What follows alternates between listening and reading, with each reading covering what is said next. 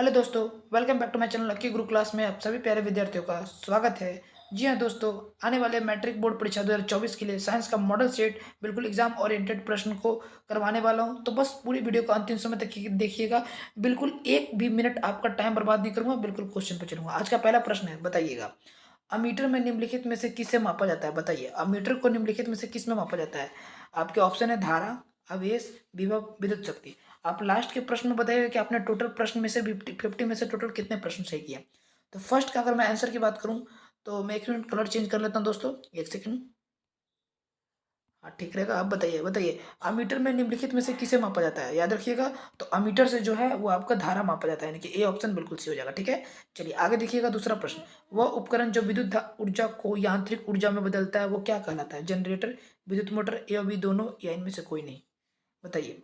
तो याद रखिएगा, वह उपकरण जो विद्युत धारा को यांत्रिक ऊर्जा में बदलता है वो क्या कहलाता है? जनरेटर कहलाता है, यानी कि ए ऑप्शन बिल्कुल आपका सही हो जाएगा। ठीक है, चलिए तीसरा प्रश्न, स्विच लगाए जाते हैं कैसे तार में? ठंडे तार में, या फिर ठंडे तार में, या फिर गर्म तार में, या फिर भू ज्योति तार में, या इनमें से सभी?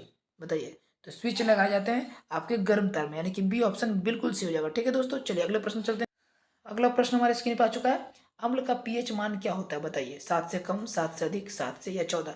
याद रखिएगा दोस्तों, बच्चों बीच में जो मान होता है वो 7 होता है। जो 7 से अधिक हो गया 8, 9, 10, ठीक है, तो वो आपका क्षारीय हो गया। जो 7 से कम हो गया जैसे 6, 5, 4, ठीक है, तो वो आपका अम्लीय हो गया। ठीक है, समझ गए। और जिसका 7 ही रहा वो उदासीन हो गया। जैसे मिट्टी, मिट्टी का पीएच मान 7 होता है, तो इसलिए वो उदासीन हो गया। तो अब बताइए अम्ल का पीएच मान क्या होगा? तो 7 से कम, यानी ए ऑप्शन बिल्कुल सही हो जाएगा। ठीक है, चलिए आगे देखिए। क्रायोलाइट किस धातु का अयस्क है? बताइए। क्रायोलाइट तांबा, लोहा, एल्युमिनियम, मैग्नीशियम? तो याद रखिएगा, क्रायोलाइट जो है वो आपका एल्युमिनियम का अयस्क है। ठीक है, यानी कि एल से इसको हम डिनोट करते हैं, जिसका परमाणु संख्या 13 होता है। ठीक है, तो एल्युमिनियम का धातु का अयस्क क्रायोलाइट है। ठीक है, चलिए आगे देखिएगा। प्रकाश संश्लेषण की क्रिया होती है किसमें? कवकों में, जंतु में, हरे पौधे में, परजीवी में? तो प्रकाश संश्लेषण की जो क्रिया होती है वो आपका हरे पौधे में होती है। किसमें होती है? हरे पौधे में, ध्यान रखिएगा। ठीक है, चलिए आगे देखिएगा। किस रासायनिक का दूध कहा जाता है? उद्दीपक को, पाचक रस को, हार्मोन को, आवेग को? याद रखिएगा, हार्मोन को जो है वो रासायनिक दूध कहा जाता है। ठीक है, चलिए आगे देखिए। चिपको आंदोलन किससे संबंधित है? वन संरक्षण, या मृदा संरक्षण, या जल संरक्षण, या वृक्षारोपण? तो याद रखिएगा, चिपको आंदोलन आंदोलन जो है वो वन संरक्षण से है। ठीक है, जिसको करने वाले प्रणेता सुंदरलाल बहुगुणा जी थे। ठीक है, चलिए आगे देखिए। गोलीय दर्पण में फोकसांतर एवं वक्रता त्रिज्या के बीच में क्या संबंध है? आर बराबर 2f, एफ बराबर आर, या आर एफ बराबर 2r, या आर बराबर f/2? तो याद रखिएगा, ये आपका आर बराबर f/2, यानी कि ये संबंध है। ये किस ऑप्शन में देखेंगे? तो आपका डी ऑप्शन में है। ठीक है, समझ गए। चलिए आगे देखिएगा। 10 नंबर, निर्गत किरण एवं अविलंब के बीच के कोण को क्या कहते हैं? आपतन कोण, प्रवर्तन कोण, निर्गत किरण, इनमें से कोई नहीं? तो याद रखिएगा, ये जो कहते हैं निर्गत किरण कहते हैं। ठीक है, निर्गत किरण और अविलंब के बीच के कोण को क्या कहते हैं? निर्गत कोण कहते हैं। ठीक है, चलिए आगे देखिएगा।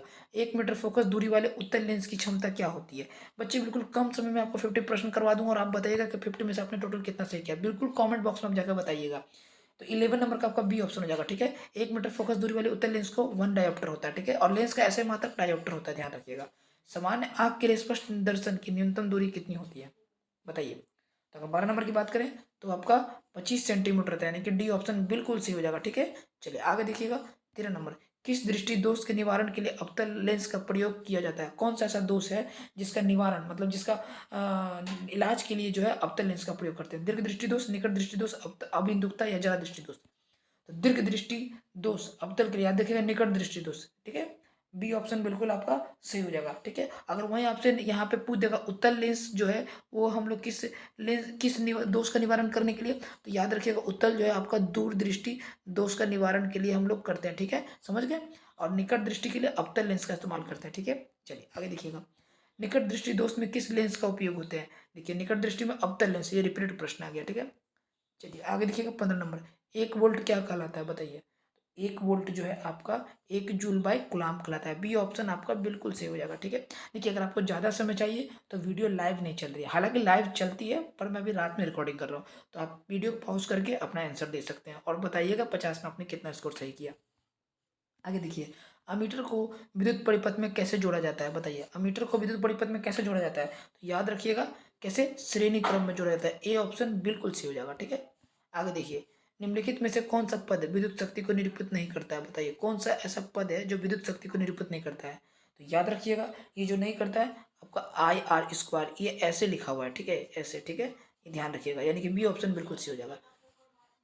आगे देखिए, चलिए अगला प्रश्न हमारा देखिएगा स्क्रीन पे। एक कूलाम का तुल्य कितना होता है? तो याद रखिएगा, एक कूलाम का जो तुल्य होता है वो 1 एम्पियर इंटू 1 सेकंड होता है, यानी कि बी ऑप्शन बिल्कुल सही हो जाएगा, ठीक है। चलिए आगे देखिए, 1 किलोवाट घंटा, सॉरी 1 किलो नहीं, हाँ किलोवाट, किलोवाट घंटा किसका मात्रक है? बताइए। मेरे को 19 लगा था, ये 19 नंबर प्रश्न है, ठीक है। 1 किलोवाट घंटा किसका मात्रक है? विद्युत शक्ति का, विद्युत ऊर्जा का, धारा का, इनमें से किसी का नहीं। तो याद रखिएगा, 1 किलोवाट जो घंटा जो मात्रक है वो आपका विद्युत ऊर्जा का है, ठीक है, यानी कि बी ऑप्शन बिल्कुल राइट हो जाएगा। ओके बच्चों, आगे देखिए, एक विद्युत यूनिट किसके बराबर होता है? बताइए। तो याद रखिएगा, एक विद्युत यूनिट जो है वो किसके बराबर होता है? वो आपका 1 किलोवाट घंटा के बराबर होता है, यानी कि बी ऑप्शन बिल्कुल सही हो जाएगा। आगे देख लीजिएगा, जीवाश्म ईंधन का उदाहरण है कौन है? बताइए, जीवाश्म ईंधन का उदाहरण है, याद रखिएगा कोयला है, जीवाश्म है, ये कोयला जो है जीवाश्म ईंधन का उदाहरण है। अगर आपसे यहाँ पे प्रश्न है, कोयला एक प्रकार का अनवीकरणीय स्रोत भी है, क्योंकि इसका उपयोग करने के बाद ये पुनः प्राप्त नहीं होता है, बहुत लंबे समय तक प्राप्त होता है, ठीक है, या फिर ना भी प्राप्त होता है, ठीक है, लेकिन नहीं प्राप्त हो जाता है, बहुत लॉन्ग डे लग जाता है, बहुत लंबा टाइम लगता है, इसलिए इसको अनवीकरणीय स्रोत भी के श्रेणी में रखा गया है, ठीक है। चलिए आगे देखिएगा, गोबर गैस एक प्रकार की क्या है? प्राकृतिक गैस, बायोगैस, लकड़ी, चूल्हा?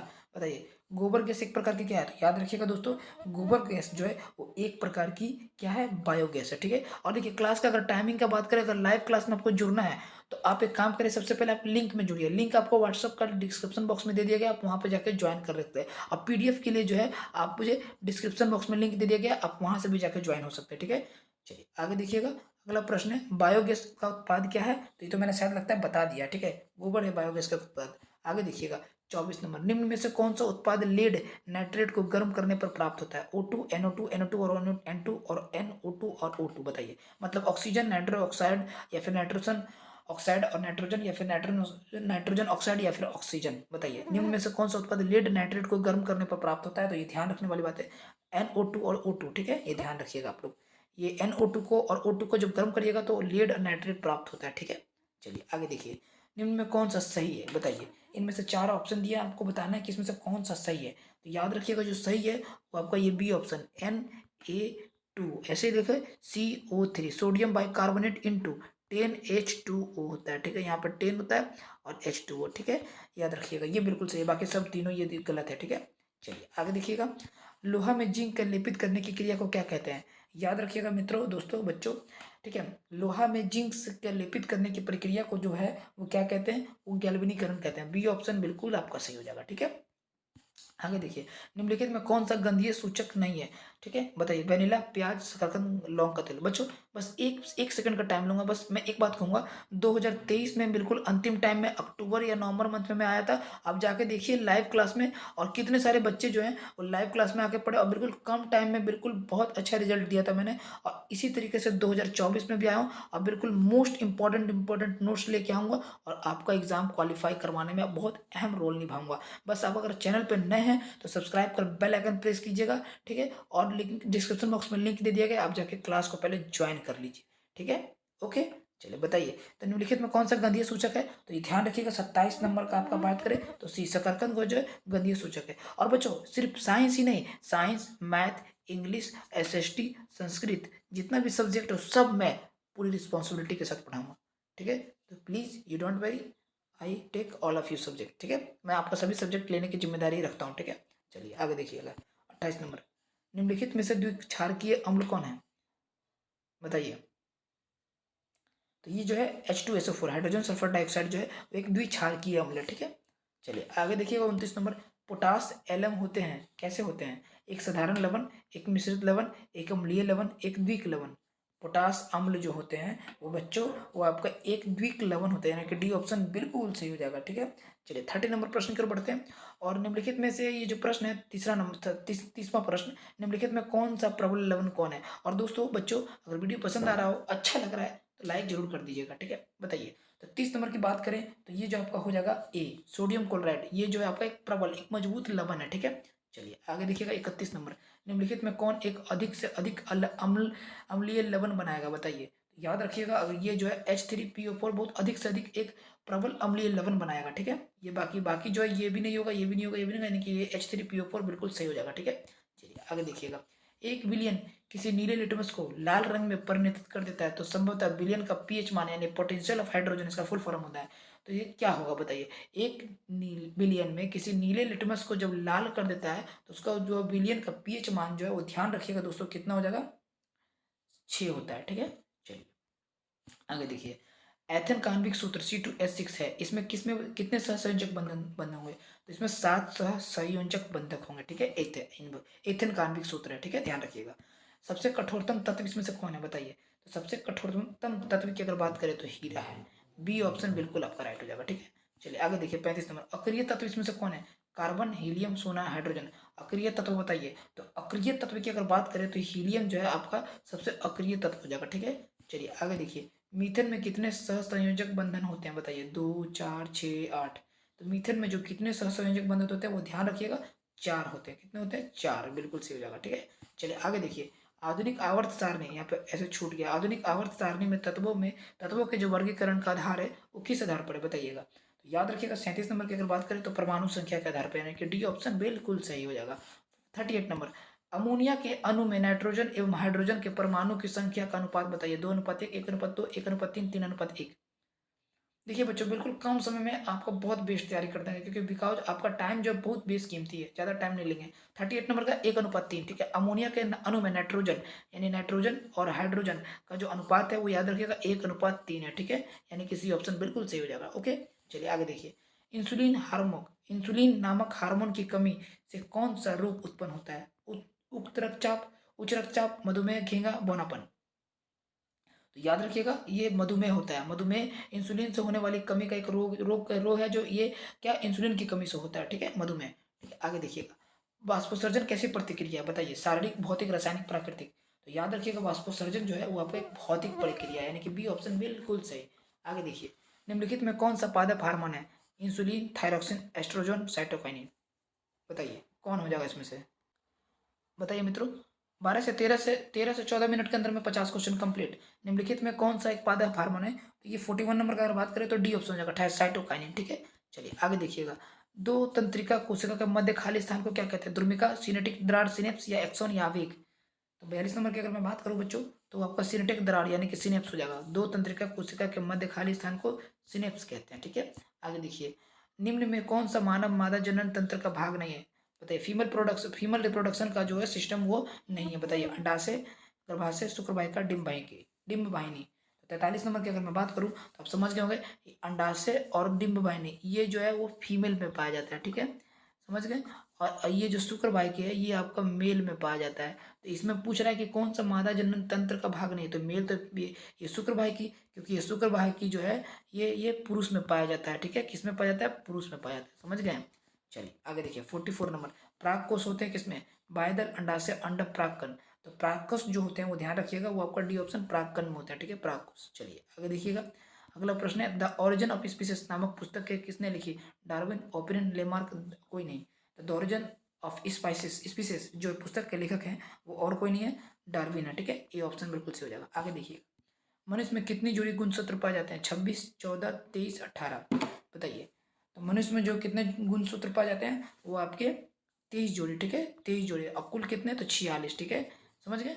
चलिए पुरुषों में अगर बॉयज में बात करें तो वो क्या होता है, कौन सा गुणसूत्र, एक्स और एक्स होता है। और अगर बात करें, सर गलती बता दिया दोस्तों, माफ करना। बॉयज़ का अगर बात करें तो उसमें एक्स और वाई होता है, और अगर गर्ल्स की बात करें तो उसमें एक्स और एक्स गुणसूत्र होता है। ठीक है, समझ गए। एक्स और अगर एक्स मिलता है तो गर्ल्स मतलब बॉर्न होती है, और अगर एक्स और वाई मिलता है तो बॉयज़ बॉर्न होता है। ठीक है, समझ गए, बॉयज़ का बॉर्न होता है। चलिए आगे देखिएगा। 47 नंबर। निम्न में से एक जलीय आहार का श्रृंखला बताइए, इनमें से कौन सा होगा जलीय आहार का, तो ये जो राइट आंसर हो जाएगा शैवाल, जलीय कीट, मछली। ठीक है, चलिए बच्चों दोस्तों मैं एक बात प्लीज रिक्वेस्ट करूंगा, आपसे लगातार आपको वीडियो मिलेगा सुबह शाम दोपहर तीनों टाइम, इसलिए एक भी क्लास आपकी ना छूट जाए। बहुत क्लास आपकी, हर एक क्लास इंपॉर्टेंट है, इसके लिए आप चैनल को सब्सक्राइब कर बेल आइकन जरूर प्रेस कीजिएगा। I request you everyone please. ठीक है, चलिए 48 नंबर प्रश्न देखिएगा। प्रश्न है कि निम्नलिखित में से किसे उपभोक्ता की श्रेणी में रखा गया है, हरे पौधे, नीले हरित शैवाल, जंगली जानवर, फूल और पत्ते। 48 नंबर की बात करें दोस्तों, इसका जो राइट आंसर हो जाएगा जंगली जानवर को किस में रखा गया है, उपभोक्ता के श्रेणी में रखा है, यानी कि सी ऑप्शन बिल्कुल सही जाएगा। ठीक है, चलिए अगला प्रश्न देखते हैं। ओह सॉरी सॉरी बच्चों, 48 प्रश्न था, तो अब बताइए कि आपने 48 में टोटल कितने प्रश्न किया। और प्लीज़ दोस्तों आप अपने दोस्तों को भी इस चैनल को शेयर जरूर कीजिएगा, बिल्कुल कीजिएगा, क्योंकि अब हर एक क्लास आपके लिए इंपॉर्टेंट है। अगर आप चैनल पर नए हैं तो चैनल को सब्सक्राइब कर बेल आइकन घंटी प्रेस करें, ताकि आने वाली हर एक वीडियो बिल्कुल आसानी से उपलब्ध हो। ठीक है, बस आज के लिए इतना ही, मिलते हैं अगली क्लास में, तब तक अपना ख्याल रखें और अच्छे से रहें। और मैं प्रार्थना करूंगा, दुआ करूंगा कि आप सभी बच्चे बिल्कुल बिहार बोर्ड में अच्छे नंबर से पास हों, और आपके जो है माता पिता का सर जो है गर्व से ऊंचा हो जाए, और आपका नाम सारे जग में फैल जाए। ठीक है बच्चों, तो बस आज के लिए इतना ही, तब तक के लिए बाय बाय, टेक केयर, जय हिंद, जय भारत, जय बिहार बच्चों।